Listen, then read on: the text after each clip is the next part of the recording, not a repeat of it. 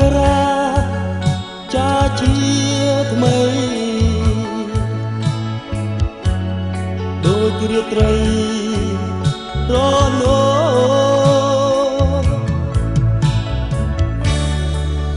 មានរស្មីក៏មិនដូរចាយស្រីតោជួបពុំបានបើសំដីមានន័យសូមជួយឆ្លើយខ្ញុំផង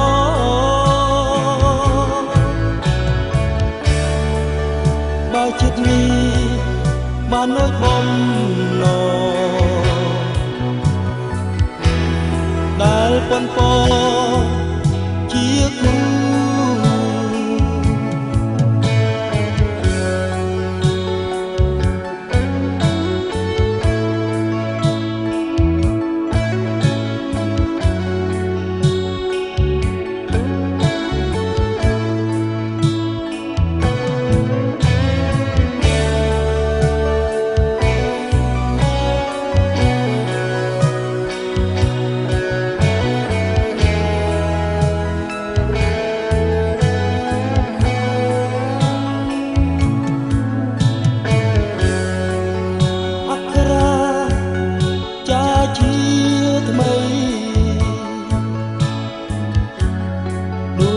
ត្រីរលោ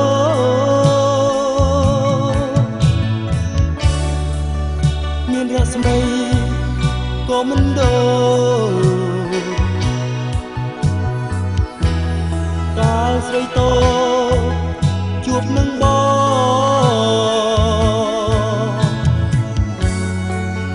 ឲ្យចំណូលវាយោថ្មីបងនៅជ្រាបអាឡ័យ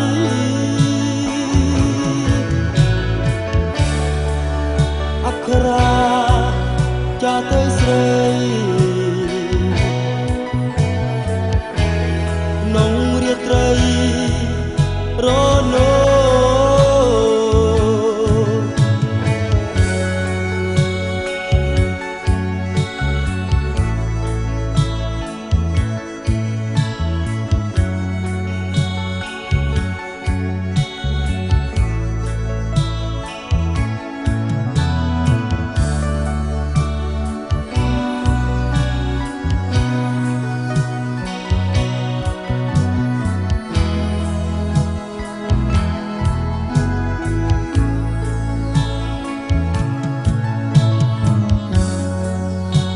សំដី